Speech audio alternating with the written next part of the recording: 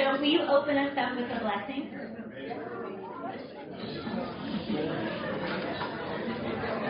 Before I pray, I just wanted to say something to the girls, if that's okay. Your lives matter.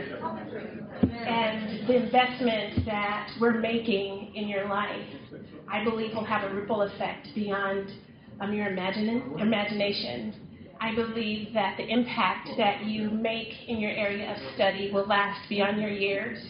And our prayer for you and our wish for you, our hope for you, is that you have an understanding of the value that you bring to the world and that your life matters. What you do matters. What you impact matters. And we're grateful that you said yes to this. Thank you for coming to our second Girls of Legacy. I'm going to bring Elizabeth up to give a few remarks and then introduce Sylvia. You have given so much, Rebecca, to raise the level of our girls and our women, because they're already becoming women, and more are coming to the forefront for all of us to be able to give, to be able to make this happen. I really am impressed meeting each one of you and continuing to get to know you as the years go by, and the mentorship. Much like you, I also had incredible mentors growing up. I came here as a 13-year-old from Venezuela, did not know the language, had to get really fast wound up, and with a big family, 7 kids, and I, had to put one foot in front of the other, like we all do. We all have to put one foot, and the hard work and the concentration got me to, at 16, to go to Rice University, and I just worked my butt off to be able to do that, because education is where it really is at, and I felt very blessed to be there, but also I knew that I had worked hard to get there, and to learn the language and be able to have the things that I wanted, and one of them, my biggest dream was being a producer, and again, these whispers come to you and you don't know where they come from. You don't realize that it's those whispers that speak to you that will make the way for you as you develop those talents. And that's my big gift to you, that if you develop your God-given talents, they're going to make the way for you to be able to have the dreams of your heart. So just know that. And that is in the Proverbs. So know that it is written. The memoir that she wrote, Path to the Stars, My Journey from Girl Scout to Rocket Scientist, was written from the 4 middle schoolers to inspire them to see the world and open up to whatever talents, whatever they have. And that's how she is so humble that way, to choose that as the way she writes her memoir. Very moving to me. And here's to somebody that I honor and bless and thankful. Mom's from Mexico, her dad's from El Paso, and growing up and having a lot of challenges with money. Sometimes we didn't have any money, we had to go live with other family members.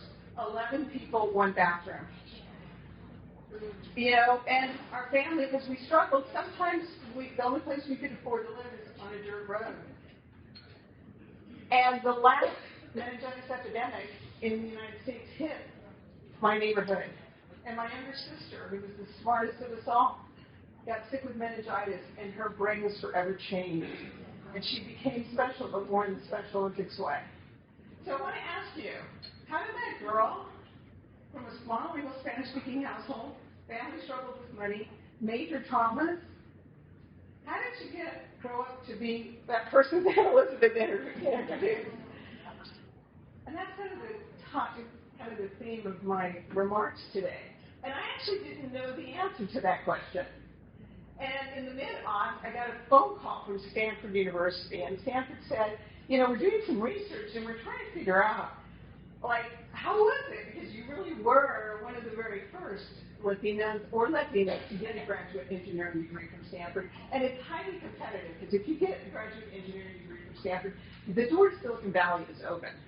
And everyone from around the world wants to be there. So they're like, so how did you do it? Because at the time we weren't even interviewing and recruiting from Las Cruces, New Mexico, where you grew up. And also, not only did we, so how did you know about it? Not only and how did you know about it, the other question is like, how did you get in? And once you got in, how did you finish and have this amazing career? And I didn't know. And so I thought about that, and I realized that there were some transformative decisions, really some really important people that made differences in my life, the difference makers in my life. So there's 3.7 million, there's more Latino kids under 18 than there are baby boomers, people over 65. I look at that, but you all, that's the future, right? Yeah. That is our future. So we all have to be the difference makers. Just like Dr. Adams looking at the future and seeing hope and saying, I can make a difference. We can all make a difference. So, when you think about it, we do not all, we all could be the difference in somebody's life. So kind of in closing, I want to start at the beginning. So how did that girl from a family who struggled with poverty, had big traumas, had lots of challenges, how did that girl from the dirt roads get to have a life that lived her potential? That was thanks to difference makers. The Girl Scout troop leaders, the teachers, the Dr. Howard Adams. But that's like all of you in the room. You're a difference maker as well. You're a difference maker in the lives of all these girls. And when you're thinking about that, the future of Texas is like right here in front of you. And, we may not all share a past, but we all share a future. And we have the ability to design that future and support the future. So thank you very much for being here. Alicia came all the way in from Texas A&M today. She rearranged her class schedule to be here. And she is a STEM major, so she's going to share her backstory with you. Good evening, everyone. My name is Alicia Murphy. I graduated from Title I high school last year, David Crockett High School, and now I'm attending the Texas A&M University. Thank you very much.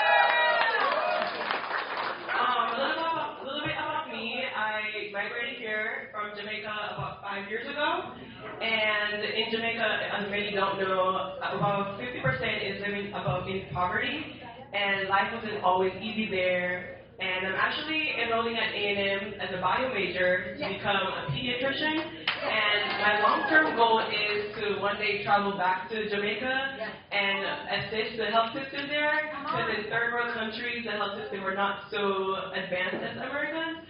And the health system there also impacted my family personally.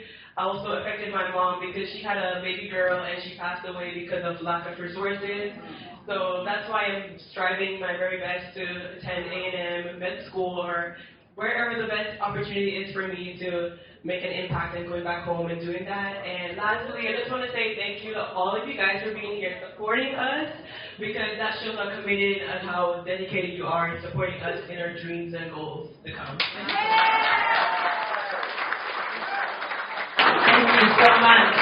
If somebody had told me when I was 17, a high school dropout, single mom, living in East Austin in abject poverty, Rebecca, one day you're going to be an advisor to the leader of the free world, I would have fallen over.